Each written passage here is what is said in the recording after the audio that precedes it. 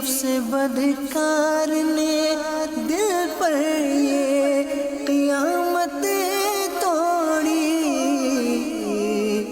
عمل نیک کیا بھی تو چھپانے نہ دیا۔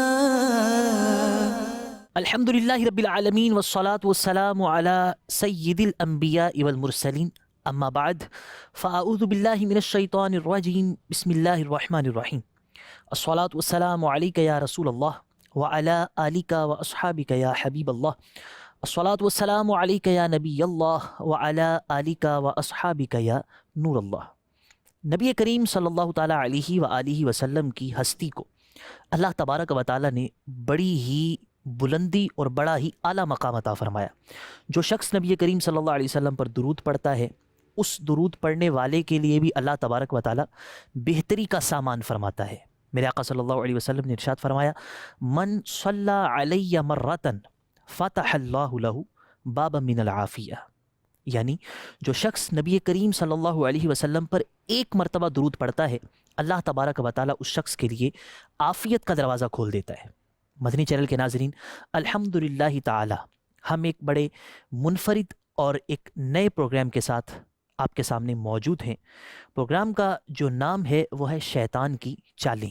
دیکھیں، اللہ تبارک و تعالیٰ کی بارگاہ میں جب شیطان کو رد کیا گیا اور وہاں سے وہ رسوا کر دیا گیا، تو اس نے خدا کی بارگاہ کے اندر علل اعلان یہ بات کہی تھی، جس کا نبی کریم صلی اللہ علیہ وسلم نے ہمیں بتایا، اور قرآن کی آیات بھی ہمیں خبردار کرتی ہیں۔ اس نے بڑا واضح طور پر یہ کہا تھا کہ میں خدا کے بندوں کو ہمیشہ گمراہ کرتا رہوں گا۔ وہ کوششیں کرتا رہتا ہے ہماری زندگی کے اندر، طرح طرح سے وہ ہمارے امور کے اندر دخل اندازی دیتا ہے۔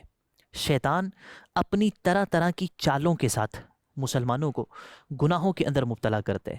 میں اور آپ یا کوئی بھی مسلمان، اس کی زندگی کے اندر شیطان کا کسی حد تک عمل دخل ہوتا ہے۔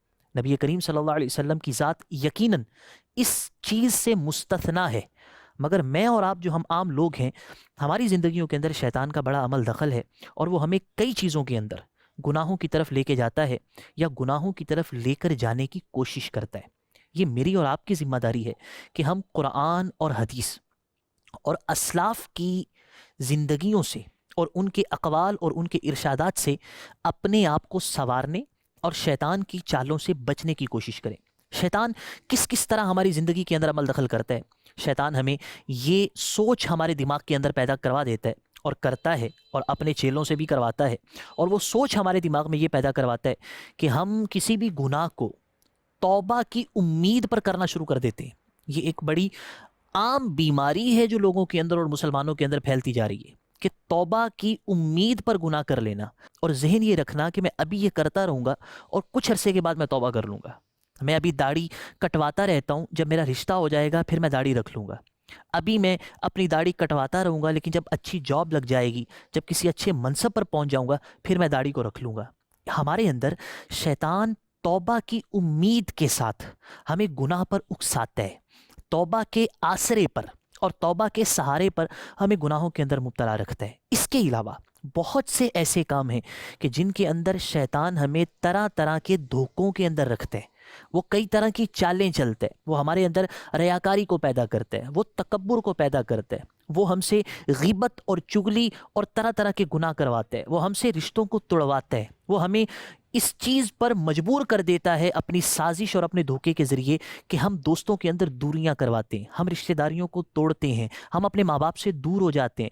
جو بھائی ہمارے کندھوں کی طرح ہوتے ہیں، ہم اپنے بھائیوں سے الگ ہو جاتے ہیں۔ جو ہماری بہنیں ہیں، جو ہم بچپن میں ایک ساتھ کھیلتے رہے، ایک وقت ایسا آتا ہے کہ شیطان کی چال ایسی اس مرد پہ پڑتی ہے کہ وہ اپنی بہنوں کو چھوڑ دیتا ہے۔ یہ وہ تمام چیزیں ہیں کہ جو شیطان اپنی سازشوں سے، اپنے دھوکوں سے اور اپنی چالوں سے ہماری زندگی کے اندر کرتا ہے، اور ہم گناہ در گناہ کرتے جاتے ہیں۔ ہمیں اپنے آپ کو تبدیل کرنے کی ضرورت ہے اور سمجھنے کی ضرورت ہے کہ کون کون سی چیزیں ہیں کہ جن سے شیطان ہمیں گناہوں پر اکساتا ہے۔ اس سلسلے کے اندر ہم مختلف ایپیسوڈز کے اندر یہی جاننے کی کوشش کریں گے کہ شیطان کس طرح اور کون کون سی چال کے ساتھ ہمیں گناہوں کی طرف لے کے جاتا ہے، اور ہم نے ان چیزوں سے بچنا کیسے ہے۔ ہمیں اللہ تبارک و تعالیٰ اور نبی کریم صلی اللہ علیہ وسلم کے جو ارشادات ہیں اس حوالے سے کیا تربیت کرتے ہیں۔ مدنی چینل کے معزز ناظرین، آج ہم اپنے پروگرام کے اندر جس موضوع پر گفتگو کریں گے وہ موضوع یہ ہے کہ بہت مرتبہ شیطان ہمیں اس امید پر گناہ کرواتا ہے کہ کچھ عرصے بعد توبہ کر لی جائے گی، یعنی توبہ کی امید پر گناہوں پر مصر رکھنا اور توبہ کی امید پر گناہ کرواتے رہنا، یہ شیطان کی ایک بہت بڑی چال ہے۔ اور اہل اسلام کے درمیان اگر کہا جائے تو یہ غلط نہیں ہوگا کہ یہ ایک بہت بڑی سازش شیطان کی طرف سے ہوتی ہے کہ وہ ایک بہت بڑی تعداد ہے کہ جس کو اس امید پر گناہ پہ لگا کے رکھتی ہے کہ کچھ عرصہ گزر جائے، کچھ مہینے گزر جائیں، کچھ سال گزر جائے، میں توبہ کر لوں گا۔ دیکھیں، بات یہ ہے کہ توبہ، اول یہ اس چیز ذہن میں رکھیں اور کانسیپٹ کلیئر کرنا چاہیے کہ توبہ محض گناہ سے ہی کی جائے، ایسا نہیں ہے۔ کوئی بھی گناہ نہ ہو تو توبہ کر لینا بذات خود ایک عبادت ہے۔ نبی کریم صلی اللہ تعالیٰ علیہ وسلم تاجدار انبیاء ہیں اور تمام انبیاء کرام معصوم ہیں، اور نبی کریم صلی اللہ تعالیٰ علیہ وسلم کی عصمت اور آپ کے معصوم ہونے کے اندر کوئی شک و شبہ نہیں ہے۔ اس کے باوجود نبی کریم صلی اللہ تعالیٰ علیہ وسلم کی توبہ کرنے کی جو عادت اور جو انداز تھا، اس کے متعلق مشکات المصابیح کی حدیث ہے۔ نبی کریم صلی اللہ تعالیٰ علیہ وسلم کا فرمان ہے، واللہ انی لاستغفر اللہ واتوب الیہ فی الیوم اکثر من 70 مرہ۔ اس حدیث کا ترجمہ یہ ہے کہ خدا کی قسم میں دن میں 70 سے زیادہ مرتبہ اللہ سے استغفار کرتا ہوں اور اس کی بارگاہ میں توبہ کرتا ہوں۔ اب نبی کریم صلی اللہ علیہ وسلم کی جو عادت ہمیں معلوم ہو رہی ہے وہ یہ ہے کہ ہر دن میں نبی کریم صلی اللہ علیہ وسلم 70 سے زیادہ مرتبہ اللہ تعالیٰ کی بارگاہ میں استغفار کرتے ہیں۔ حکیم الامت مفتی احمد یار خان نعیمی رحمۃ اللہ تعالیٰ علیہ، جنہوں نے مشکات شریف کی اردو شرح بنام مرآت المناجیح لکھی، تو انہوں نے بھی اس حدیث کی شرح کے اندر یہ بیان کیا کہ توبہ اور استغفار یہ نماز اور روزے کی طرح ہی ایک عبادت ہے، یعنی اس کے پیچھے اگر کوئی گناہ نہیں بھی ہے تو بذات خود توبہ کر لینا یہ عبادت ہے۔ نبی کریم صلی اللہ تعالیٰ علیہ وسلم جو اللہ تعالیٰ کے مقبول ترین بندے ہیں، آپ کے توبہ کرنے کے پیچھے جو ایک حکمت ہے وہ یہ بھی ہے کہ اس میں ہم گناہ گاروں کے لیے تربیت ہے، ہمارے لیے یہ سبق اور پیغام ہے کہ ہم بھی اپنی زندگی کے اندر توبہ کو اپنائیں اور اپنے معاملات کے اندر کثرت سے توبہ کرتے رہیں۔ بہرحال شیطان کا یہ بہت بڑا دھوکہ ہے کہ وہ اس امید پر گناہ کرواتا ہے کہ بعد میں توبہ کر لی جائے گی۔ یقیناً اللہ تبارک و تعالیٰ کی ذات بڑی غفار ہے، اللہ کی ذات بہت بخشنے والی ہے، مگر یہ امید رکھنا اور اس آسرے پر اور اس سہارے پر گناہ کرتے رہنا یہ بہت بڑی بے باکی ہے، یہ بہت بڑی جرت ہے۔ یہ ہمیشہ سوچنے کی بات ہے کہ کسی بھی شخص کو کیا حتمی طور پر یہ یقین ہے کہ میں بعد میں توبہ کرنے کا زمانہ پالوں گا؟ کیا ایسا وقت آئے گا کہ جس میں یقینی طور پر مجھے توبہ کا موقع مل جائے گا؟ ایک شخص اگر یہ سوچتا ہے کہ میں 1 سال تک داڑھی کٹواتا رہتا ہوں اور جب میرا رشتہ ہو جائے گا یا فلاں جگہ پر میری جاب لگ جائے گی تو میں داڑھی رکھ لوں گا، تو کیا اس کو یہ بات حتمی اور قطعی طور پر معلوم ہے کہ وہ 1 سال تک زندہ رہے گا؟ کسی شخص کو اس بات کا علم نہیں ہے۔ کتنے جوان ہیں کہ جو لمبی امیدیں لگاتے ہیں مگر جوانی میں ان کے جنازے اٹھتے ہم نے اور آپ نے سب نے دیکھے ہیں۔ کتنے لوگ ہیں کہ جو یہ سمجھتے ہیں کہ میں پرسوں تک یہ کام کروں گا مگر ایک رات جینے کا بھی ان کو موقع نہیں ملتا۔ تو یہ چیزیں ہمیں سبق دیتی ہیں، اور یہ دنیا کا جو ایک دستور ہے اور جینے اور مرنے کے جو ہمیں یہ طور طریقے نظر آ رہے ہیں، یہ ہمیں بتاتے ہیں کہ اس امید پر گناہ کرتے رہنا کہ میں سال بعد 2 سال بعد توبہ کر لوں گا، میں تھوڑا سا ادھیڑ عمر میں چلا جاؤں تو پھر پکی نمازیں شروع کر دوں گا، تھوڑا سا بوڑھا ہو جاؤں گا تو پھر ہی مسجد کی پہلی صف میں جاؤں گا، ابھی کوئی ضرورت نہیں ہے۔ یہ سراسر شیطان کا دھوکہ ہے، اور یہ چھوٹا دھوکہ نہیں ہے، یہ بہت بڑا دھوکہ ہے۔ ہم نے یہ سمجھتے رہنا کہ کل توبہ ہوگی، پرسوں توبہ ہوگی، میں پھر یہ کام کر لوں گا، میں پھر وہ نیکی کر لوں گا، یہ ہرگز درست نہیں ہے۔ پردے کے بارے میں سوال جواب، امیر اہل سنت دامت برکاتہم العالیہ کی بڑی شاندار کتاب ہے، اس کا ایک جملہ میں آپ کے سامنے نقل کرتا ہوں۔ امیر اہل سنت فرماتے ہیں کہ خدا کی قسم یہ شیطان کا بہت بڑا اور بہت برا وار ہے کہ اس ارادے سے گناہ کرنا کہ بعد میں توبہ کر لوں گا۔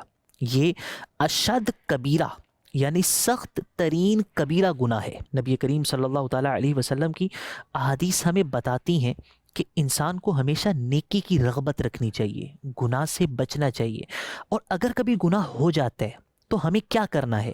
اللہ کی بارگاہ میں توبہ کرنی ہے، اور ایک اور کام کرنا ہے جس کے بارے میں حضرت ابو ذر غفاری رضی اللہ تعالیٰ عنہ فرماتے ہیں کہ مجھے نبی کریم صلی اللہ علیہ وسلم نے نصیحت کرتے ہوئے ارشاد فرمایا. کیا ارشاد فرمایا؟ فرمایا کہ جب بھی تجھ سے کوئی بھی برا عمل سرزد ہو جائے تو پھر تو اس کے بعد کوئی نیک کام کر لے. یہ جو نیکی ہوگی یہ اس برائی کو مٹا دے گی. جو اس برائی کا ایک سیاہ دھبا ہے، یہ نیکی کا جو نور ہوگا یہ اس دھبے کو ختم کر دے گا.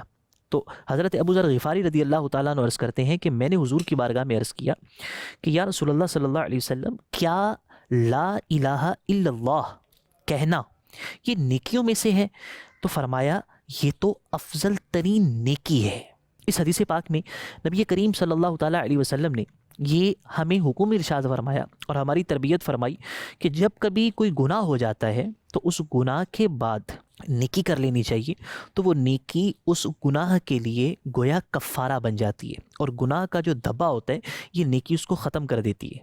مگر یہاں ڈرنے کی بات ہے، کوئی بھی شخص اس چیز کو اپنا سہارا مت بنائے. معاذ اللہ یہ سمجھنا کہ توبہ کر لوں گا، یہ کہنا کہ اس کے بعد چلے میں کوئی خیرات کر دوں گا، گناہ کر لینا اور سوچنا کہ اس کے بعد چلے میں 2 نفل پڑھ لوں گا، یعنی اس سوچ کے ساتھ گناہ کر لینا کہ میں گناہ کرتا ہوں اس کے بعد میں نیکی کر لوں گا، میں گناہ کرتا ہوں اس کے بعد میں یہ کام کر لوں گا، اور اس سوچ کے ساتھ گناہ کرتے جانا کہ یہ سمجھنا کہ میں گناہ تو کر رہا ہوں لیکن گناہ کرنے کے بعد میں نیکی کر لوں گا.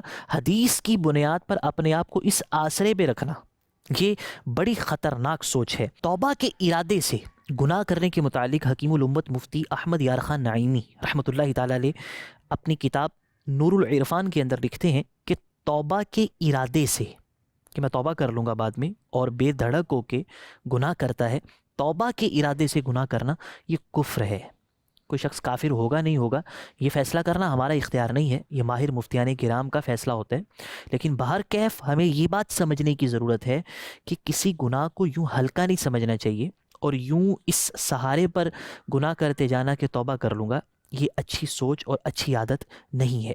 اب انشاءاللہ ہم اس چیز پر گفتگو کریں گے کہ کوئی بھی شخص اگر توبہ کے اندر تاخیر کرتا ہے، کل پرسوں سال بعد 2 سال بعد یہ ہو جائے وہ ہو جائے پھر توبہ کروں گا، اگر کوئی شخص توبہ میں تاخیر کرتا ہے تو اس کے اسباب کیا ہو سکتے ہیں؟ کیا وجوہات ہیں کہ جن کی بنیاد پر کوئی بھی شخص یا مسلمان توبہ میں تاخیر کی طرف چلا جاتا ہے؟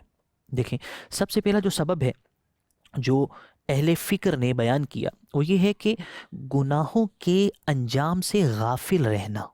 انسان جب کوئی گناہ کرتا ہے یا کوئی بھی لمٹ کراس کرتا ہے، خواہ وہ دینی اعتبار سے ہو یا ملکی قانون ہو، اگر کسی بھی شخص کو یہ احساس ہوگا اور یہ خبر ہوگی کہ میں اگر یہ ملکی قانون پامال کروں گا اور میں اس قانون کو توڑوں گا تو مجھے یہ سزا ملے گی، تو ایک نفسیاتی طور پر ہر شخص اس چیز کو سمجھتا ہے کہ وہ اس لمٹ کو کراس نہیں کرتا.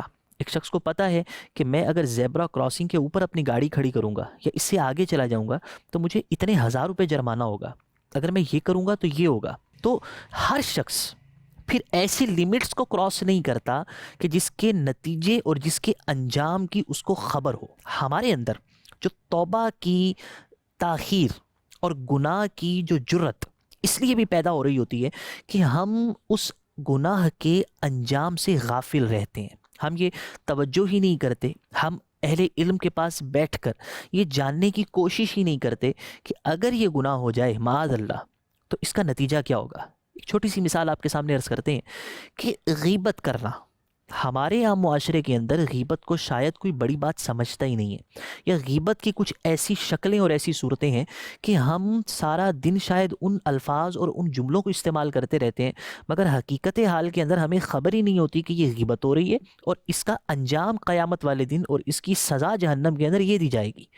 ہمیں جب کسی گناہ کے انجام اور آخرت کے عذاب کی اس کے متعلقہ خبر ہی نہیں ہوتی تو ہم کسی بھی گناہ کے بارے میں جرت کے ساتھ یہ حوصلہ پیدا کر لیتے ہیں اپنے اندر کہ میں یہ گناہ کر لیتا ہوں بعد میں توبہ کر لوں گا. لیکن جب انسان کو اندازہ ہو کہ میں اگر بدنگاہی کرتا ہوں، میں اگر کسی بھی اپنے بھائی اپنی بہن اس کے کوئی ان باکس چیٹ ہے اور اس کو میں चोरी छुपे देखता हूँ, हालांकि वो इस चीज़ को पसंद नहीं करता। ये भी गलत है किसी के इनबॉक्स चैट के अंदर किसी की गैलरी को बिला वजह शरई, और वो चीज़ इसको यानी जो मालिक है उसको बुरी लगती है, और ये चोरी छुपे उसकी चीज़ों को चेक करता है, देखता है, जासूसियाँ करता है और फैलाने की माज़अल्लाह उसकी चीज़ों को कोशिश करता है, ये गुनाह है। तो ये समझ कर गुनाह करना कि मैं बाद में तौबा कर लूँगा, ये शैतान का बड़ा सख्त वार है और हमें इस चीज़ को समझने की ज़रूरत है। इसके अलावा और बहुत से असबाब होते हैं, बुरी सोहबत होती है जो हमें तौबा में ताख़ीर की तरफ लेके जाती है। अच्छा, लंबी उम्मीद होती है जो तौबा से ताख़ीर की तरफ लेके जाती है। दिल पर गुनाहों की लज्जत का गलबा होता है, दिल पर ये शौक़ चढ़ा होता है, और एक जवानी जो होती है वो तौबा की तरफ आने ही नहीं देती, और इंसान पर शहवात का और लज्जात का गलबा होता है और वो गुनाहों के अंदर मुनहमिक रहता है। उसको आखिरत की, कब्र की तैयारी की कोई फ़िक्र ही नहीं होती। तो ये वो तमाम चीज़ें होती हैं जो इंसान को तौबा के अंदर ताख़ीर की तरफ लेके जाती हैं। हमें अल्लाह से डरना चाहिए, कोई एतबार नहीं है ज़िंदगी का। आज तौबा कर लें, अल्लाह ताला बहुत बख्शने वाला है। हमें गुनाहों से नफ़रत होनी चाहिए अल्लाह की, और अल्लाह ताला के नेक बंदों की मोहब्बत हमारे दिलों में होनी चाहिए। जो खुदा के नेक बंदे हैं, अहलुल्लाह हैं, उनकी सोहबत में बैठने का शौक़ होना चाहिए। अल्लाह ताला से दुआ है अल्लाह रब्बुल इज़्ज़त हमें शैतान की साजिशों से महफूज फरमाए। आमीन बिजाहिन नबील अमीन व सल्लल्लाहु ताला अलैहि व आलिहि वसल्लम। नफ्स बदकार ने दिल पर ये क़यामत तोड़ी, अमले नेक किया भी तो छुपाने